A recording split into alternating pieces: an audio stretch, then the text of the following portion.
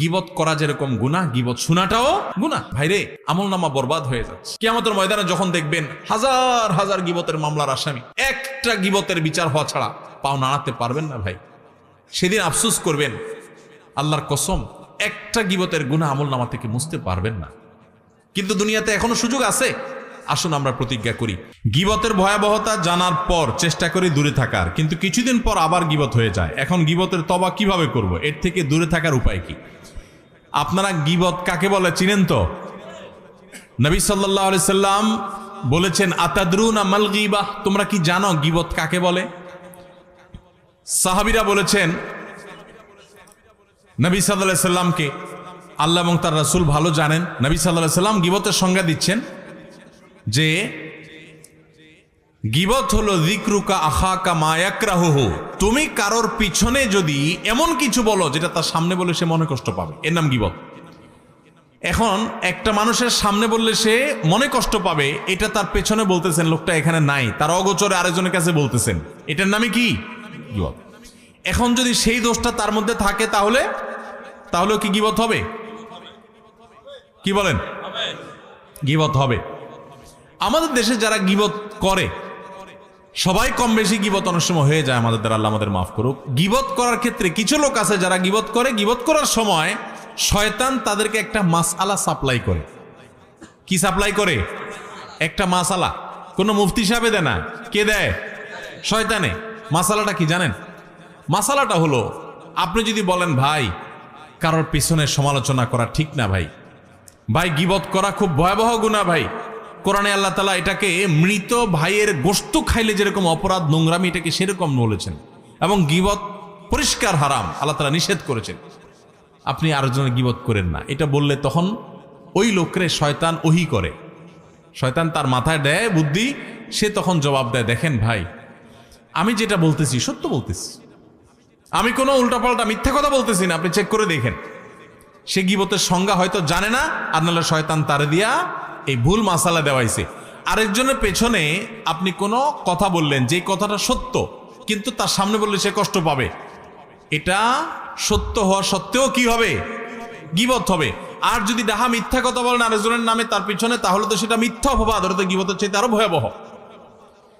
আবার শয়তান আরেকটা মাসালা শিখায় দেয় যারা গীবত করে তাদেরকে, সেটা কি জানেন? সেটা হলো, বলে যে ভাই যদি নিষেধ করে ভাই কারোর পিছনে সমালোচনা করা উচিত না, বলে যে ভাই আমি তার সামনেও বলতে পারবো, এরকম বেটাগিরি দেখায় না কিছু লোক?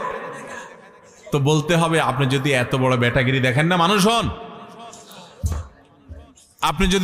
আপনি যদি এত বড় বেটাগিরি দেখানো মানুষ হন, তাহলে তার সামনে গিয়ে বলেন, পিছনে কেন বলতেছেন? ইসলাম বলে মানুষের প্রশংসা হবে পেছনে, আর তার ভুল ত্রুটির সমালোচনা হবে তার সামনে। ভালো করে শুনেন, মানুষের প্রশংসা করতে হবে পিছনে না সামনে? পিছনে। সামনে প্রশংসা করা যাবে, এইটা যেই মাহফিলে বসে বলতেছি, এই মাহফিলের স্টেজেই হয়তোবা, আমার নামার আগে খুব একটা বলে নেয় আজকে, বিভিন্ন মাহফিলে যেটা হয় যে বক্তারে বসায় রেখা পোস্টারে 5 মাইল লম্বা তার প্রশংসা লেখে, আছে না নাই? আলেম কুলের শিরোনবী মণি, কামেলে মোকাম্মাল, অমুকে তমুক, 3 মাইল লম্বা প্রশংসা লেখে। শুধু লিখলে হইতো, ওখানে আবার হুজুরের বসায় বসায় পাম্পটি দেয়, আছে না নাই? কি ওয়াজ মাহফিল এগুলা? এই ওয়াজ মাহফিল থেকে মানুষ কি ইসলাম শিখবে যে ওয়াজ মাহফিলে ইসলাম নষ্ট করা হয়, ধ্বংস করা হয়? মানুষের সামনে প্রশংসা করা পরিষ্কারভাবে হাদিসে নিষেধ। কারণ বসে বসে প্রশংসা শুনলে যে কোনো মানুষ কি করে? ফুলে। কি হয়? ফুললে বেশি অহংকারী হয়ে যায়, সে ধরাকে সরা জ্ঞান করে, সে মানুষকে মানুষ মনে করে না। এটা মানুষের, প্রত্যেকটা মানুষের ভিতরে হয় কম বেশি। আপনি যদি বলেন না আমারে বাতাসে ধরে না, আপনি এটা ভাব নিছেন। বাতাসে ধরে না এমন কোনো মানুষ নাই। আপনি বলবেন রেলের চাক্কা আমি হাওয়া দিয়া লাভ নাই, এটা মুখের কথা। প্রত্যেকটা মানুষ সামনে প্রশংসা শুনলে তার ভিতরে কি আসে? অহংকার। এই জন্য এটা নিষেধ ইসলামে। ইসলাম বলে প্রশংসা করবা পেছনে, লোকটা এখানে নাই, তখন বলতে হবে আপনারা জানেন উনি কত ভালো মানুষ, উনি কোন যোগ্য মানুষ, এগুলো সব বলতে হবে তার পেছনে। আর বদনাম থাকলে, দোষ থাকলে সেটা বলতে হবে কি? ইসলাম বলে তুমি বেটাগিরি দেখাও, প্রকৃত মানুষ হও, সাহসী হও, সামনে দোষ বলো। আমরা কি করি এখন? সামনে আসে শুধু পাম পটে দি, ভাই আপনার মতো মানুষ নাই ভাই, জানেন না ভাই আপনার জন্য দিলটা যে কেমন করে ভাই। আর পেছনে যায় বলি বেটার মতো একটা ডাকাত, একটা অমানুষ আল্লাহর জমিনে আরেকটা আছে কিনা সন্দেহ, ঠিক না ভাই? ঠিক। আমরা পিছনে যায় বদনাম করি আর সামনে আইসা পাম দেই। এর কারণে ক্ষতি কি হয় জানেন? আমাকে একজন কয়দিন আগে প্রশ্ন করছে, ভাই গীবত কি ইসলামে এত কঠিন শক্তভাবে নিষেধ করছে কেন? একটা মানুষ একটা মানুষের গীবত করছে, কারণ মারা নাই তো, এমন কোনো ক্ষতি করে নাই, তাহলে ইসলামে এত কঠিন ভাবে যে মৃত মানুষের গোশত খাওয়ার চাইতে জঘন্য অপরাধ বলেছে বা গোশত খাওয়ার মতো বলেছে, এটা কিভাবে হয়? তো আমি বললাম, দেখেন, একটা সমাজ স্থিতিশীল থাকুক, সুন্দর থাকুক, সুখী থাকুক, ইসলাম সেটা চায়। যখন মানুষের সামনে প্রশংসা করবেন তখন লোকটা অহংকারী হবে। অহংকারী লোক দ্বারা কি মানুষ শান্তিতে থাকে না অশান্তিতে থাকে? এই জন্য ইসলাম বলে সামনে প্রশংসা করে কাউকে অহংকারী বানায়ও না, লোকটার ক্ষতি করিও না। লোকটাকে অহংকারী বানালে সে অহংকারের কারণে আরেকজনকে ছোট মনে করবে, সমাজে অশান্তি হবে। লোকটার প্রশংসা যদি তার পেছনে করো তাহলে লাভ হবে কি? এলাকার সব মানুষ, উনি এখানে নাই, আমরা সবাই বলতেছি জানেন উনি কত ভালো মানুষ, আপনারা অনেকে জানেন না উনি তাহাজ্জুদের নামাজ পড়ে, উনি মিথ্যা বলেন না, উনি অনেক লোভ লালসা ছেড়ে দেন, উনি আল্লাহকে অনেক ভয় করেন, উনি সততার উপরে চলেন, উনি অনেক লোভ থাকা সত্ত্বেও অন্যায়ের কাছে মাথা নত করেন না। এই কথাগুলো যখন আমরা ওনার অগোচরে বলবো, উনি এখানে নাই, তখন আপনারা সবাই চিন্তা করবেন তাহলে আমার এলাকার অমুক লোকটা সে এত ভালো, তাহলে তার প্রতি আপনার সুধারণা তৈরি হবে, তার প্রতি আপনার ভালোবাসায় তৈরি হবে, সামাজিক সম্প্রীতি তৈরি হবে কি হবে না? এই জন্য ইসলাম বলে প্রশংসা করবা পেছনে, আর সামনে সমালোচনা করবা। সামনে সমালোচনা করতে আবার ইসলাম বলে এমন ভাবে সমালোচনা করবা না যে সে তোমার নাকশা উল্টে দেয়। এখন আজকে আমার থেকে মাসালা শুনে গিয়া কালকে যায় শুরু করেন, সামনে গিয়া ভাই আপনার চরিত্রটা ভালো না ভাই, এরপর যে একটা বক্সিং খেয়ে আসে আমার কোয়েন হুজুর আপনার মাসালা শুনে মাইর খেয়ে আসে। আপনারা এইভাবে উল্টা পাল্টা সমালোচনা করতে বলে না ইসলাম। সুন্দর করে বিনয়ের সাথে সামনে পারলে বুঝবেন, ভাই আপনি যে মনে কিছু না করেন ভাই একটা কথা বলতে পারি, কারোর সামনে না, সেটাও মানে ওনার সামনে শুধু, আর কেউ না, লোকের সামনে লজ্জা দেওয়া যাবে না। কি হয়েছে ভাই? ভাই আপনি মনে কিছু করেন না, আপনার এই কথাটা ভাল লাগে না, আপনি বিভিন্ন সময় বলেন, আমার কথা ভুল হলে মাফ করে দিয়েন ভাই, আপনি একা একা চিন্তা করে দেখেন। এভাবে যদি আপনি একটা মানুষকে বলেন, সে কি রাগ করার কথা? হয়তো মুখটা একটু কালো হয়ে যাবে, কিন্তু সে আপনার উপরে চড়াও অন্তত মায়ের অন্তত খাবেন না।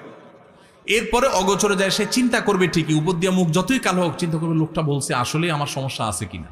তাহলে এই লোকটার সামনে আপনি তার দোষের কথা বলার কারণে তার দোষটা দূর হবে, আত্মসমালোচনা করবে, সমাজ সুন্দর হবে, খারাপের পরিমাণ সমাজ থেকে দূর হবে, ঠিক না বে ঠিক? এই জন্য ইসলাম বলছে, আল্লাহ নির্দেশ হলো গীবত এটা হারাম। আল্লাহ তাআলা আমাদেরকে গীবত থেকে বেঁচে থাকার তৌফিক দান করুন।